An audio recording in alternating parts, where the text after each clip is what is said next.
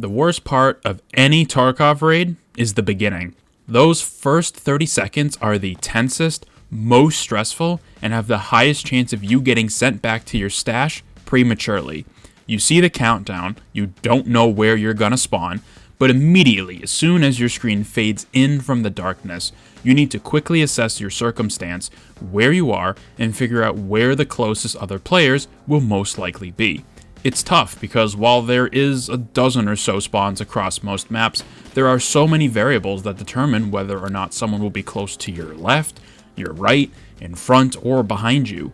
Each map has its own fair share of problems too, some worse than others, but the sheer number of times I have died within 30 seconds off a Tarkov spawn is crazy. My shortest PvP raid of all time is 8 seconds. Granted, that was a long time ago, before customs expanded to have, Stronghold and Crack House, but that's still an impressive number. If you have had shorter raids than that, let me know. Regardless, every single raid in EFT has this problem.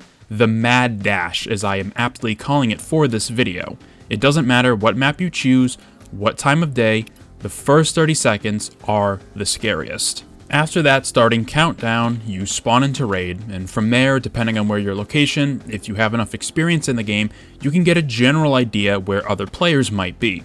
The easiest example to use would be the crossroads spawn on customs. You know there can't be anybody behind you because there's no behind you. The closest person could either be across the street at the trailer park spawn or ahead of you near the broken bridge. After that, who knows where everybody else spawned, or more importantly, who cares?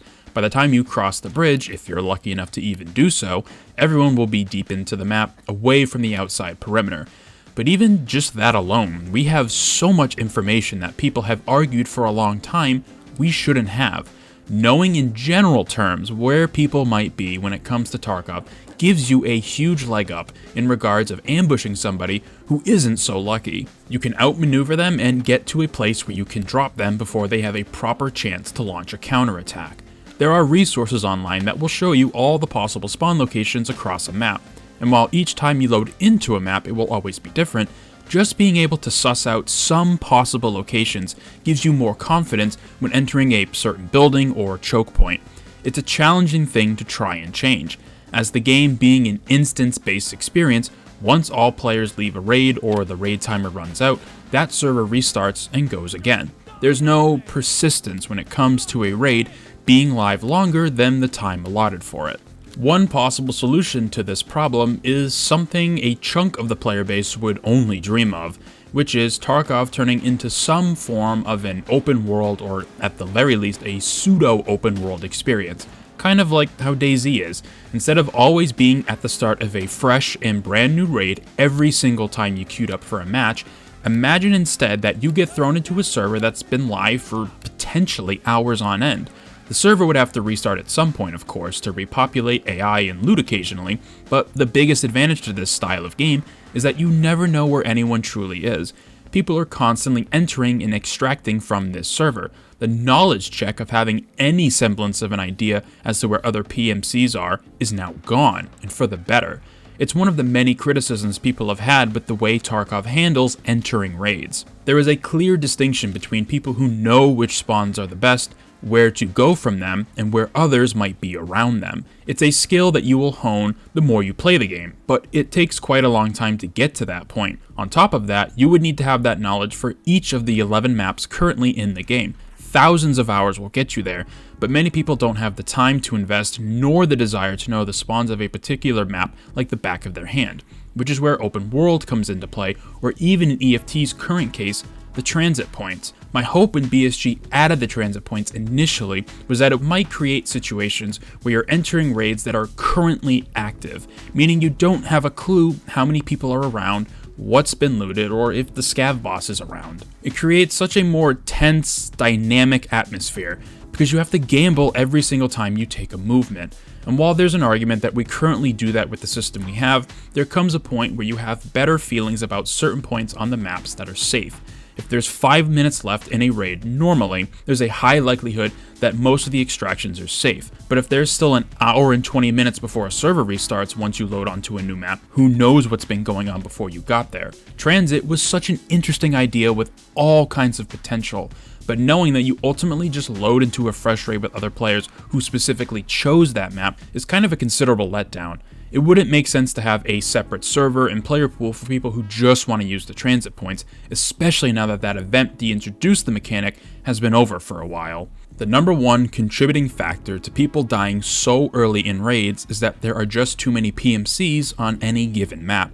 As someone who does enjoy the PvP of Tarkov quite a bit, saying that out loud sounds rather disingenuous or the opposite of what many players want. But to be real, EFT has never strictly been about the fights you have with the AI and other PMCs. Ultimately, it's all about survival and the choices you have to make along the way when it comes to whether or not you engage with other entities across the map.